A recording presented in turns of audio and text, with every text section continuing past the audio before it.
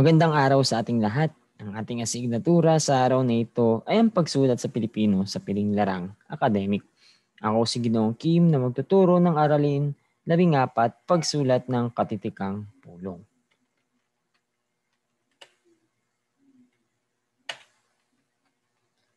Sa isang pagpupulong, mahalagang magtalo ng mga usaping nakatalakay sa nagaganap na pagpupulong. Ito ay nagsisilbing paglalagom sa mga mahalagang natalakay. Magtalo, hindi ito negatibo, bagkus pag sinabi nating nagtalo, pinag-uusapan ninyo ng masinsinan ng isang agenda o topic na saan mapagkakasunduan ng bawat isa kung ano nga ba ang punto na talagang mangingibabaw at papabor para sa isang grupo. Kaya nga sabi dito, ayon kay Mangahis Villanueva 2015, sa pagsulat ng katitikang pulong, kailangan naglalaman ng paksa. Tinatawag natin itong paksa ang pag-uusapan o agenda, petsa at oras upang sa gayon malaman ninyo kung gaano katagal ang inyong pagpupulong at kung kailan ulit kayo magsasagawa ng isang pagpupulong. At isinama nito ang mga taong dumalo at di dumalo sa pulong. At ang mga, syempre, parang makailangan natin na hindi rin natin makalimutan yung mga nakadalo at syempre yung mga hindi rin nakadalo. Sunod naman, ito ay naglalaman din ng tala o record o mga dokumento ng mga mahalagang punto na inailalahad sa isang pagpupulong.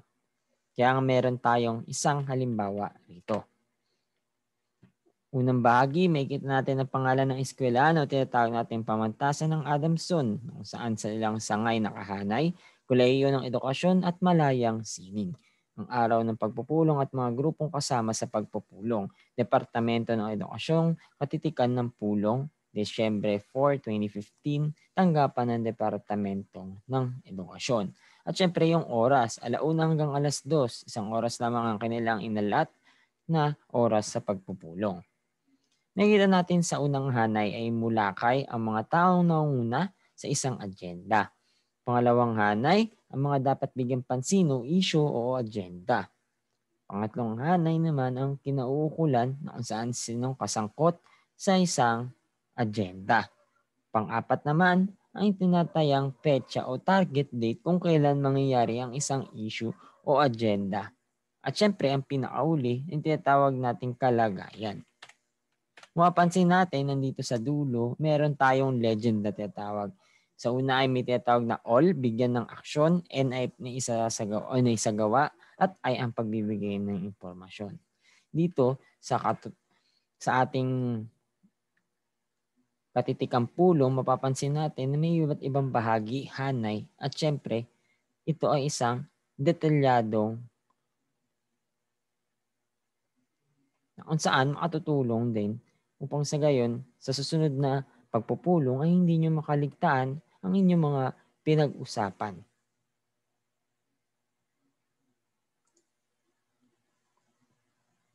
Doon nagtatapos ang aralin 14. Siyempre, dadako naman tayo sa ating aralin 15. Pagsulat ng panukalang proyekto. Ano nga ba ang panukalang proyekto? Una daw ay ang gawaing makatotohanan at makatwiran ang panukalang proyekto at itanghal ang mga pakinabang na makukuha raw dito. O sa English, tinatawag natin proposed project. Ang panukalang proyekto raw ay makatotohanan. Ibig sabihin, hindi haka-haka o puro kabukahan ang nakalagay. Bagkus ang lahat ay may pinagbasehan at pinaghanguan. Ikalawa, ito ay karaniwang gamit ng mga kawani sa gobyerno o pribadong kumpanya na naghahain ng programa. Kumbaga, ginagamit ito upang ang isang proyekto ay bigyan ng katwiran. Mayalin tulad ko siya sa isang research project o tinatawag din natin thesis na kailangan mong patunayan kung ito ba ay epektibo o nakatutulong sa maraming tao o nasasakupan. Kaya nga sabi rito, ayon kay Nebue 2002, ang panukalang proyekto daw ay isang detalyadong deskripsyon ng isang serye ng mga aktibidad na naglalayong maresolba ang isang tiyak na problema. Kaya nga ginagawa ang isang panukalang proyekto upang sa gayon masolusyonan ng isang problema, magkaroon ng isang konkreto at isang planadong solusyon. Hindi maligoy-ligoy at kagyat ang paglalaan ng mga detalye. Hindi daw ito pasikot-sikot ang mga impormasyon, bagkus ito ay diretsahan at hindi rin syempre minadali ang mga detalyeng nilagay sa isang panukalang proyekto. Ngayon na alam na natin ang kahulugan ng panukalang proyekto, alamin naman natin ang mga iba't ibang bahagi ng mga panukalang proyekto. Una ay ang panimula. Dito na ilalahad ng mga rasyonal o ang suliranin, layunin at motibasyon. Mapapansin agad natin sa simula ang problema na dapat solusyonan, plano at syempre ano nga ba ang panimulang hakbang ukol sa isang proyekto. Sunod naman ay ang katawan. Nilalaman dito ang mga detalye na kailangan gawin at iminumungkahing budget para may sasagawang proyekto. Nandito na ang step-by-step process o ang sunod-sunod na proseso, pati na rin ang kinakailangan pera o budget upang maisakatuparan ang isang proyekto. Ikatlo, ang konklusyon. Dito makikita ang benepisyo o madudulot ng isang proyekto. Sa konklusyon, iniisip na natin na magiging resulta o at mapapakinabangan dito sa proyekto nito. Sino nga ba makikinabang sa proyektong ito? Meron din naman tayo, syempre, hindi lang bahagi, pati na rin ang nilalaman. Meron tayong una. Ang una natin ay ang pamagat. Dapat ito daw ay malinaw at maikli upang lubos na maunawaan. Ang halimbawa na ibinigay ay panukala para sa dulaan 2020 sa pagdiriwang ng buwan ng wika. Yan ang pinakalimbawa. Kung mapapansin natin, nakalahad ang taon na kung kailan ninanais ang isang proyekto. At syempre, ang titulo na talagang makatutulong sa isang proyekto, mahikayat ang ibang tao. Pangalawa, proponent ng proyekto. Tumutukoy sa tao o organisasyong nagbumungkahi ng proyekto. Isinusulat ang address, email, cellphone o telepono. At syempre, ang lagda ng tao o ng organisasyon. Sa maikling pagpapaliwanag, tinatawag natin itong pangunahing impormasyon sa isang proyekto. Mga sangay, mga impormasyon, saan makatutulong sa ating proyekto. Ikatlo ay tinatawag natin kategorya ng proyekto. Nakalahad dito kung ang proyekto ba ay para sa seminar, pananaliksik, patimpalak o di kaya outreach program. Dito sa kategorya mapapansin natin kung para saan nga ba ang proyekto. Kumbaga madadamay na rin ang nais o tungungin ng isang proyekto. Ang ikaapat ay ang petya. Isinasa ditong kailan ipapadala ang proposal at ang inaasahang panahon upang maisakatuparan ang proyekto. Madaling salita, oras at panahon. Kung kailan ginawa at kailan dapat matapos ang isang proyekto.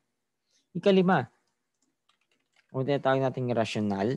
Nakapaloob rito ang mga pangailangan ng proyekto at kung ano ang kalaga nito. Sa rasyonal, mapapansin talaga natin kung ano nga ba ang pangunahing pangangailangan ng proyektong ito. Kung manpower, mga kagamitan, at marami pang iba.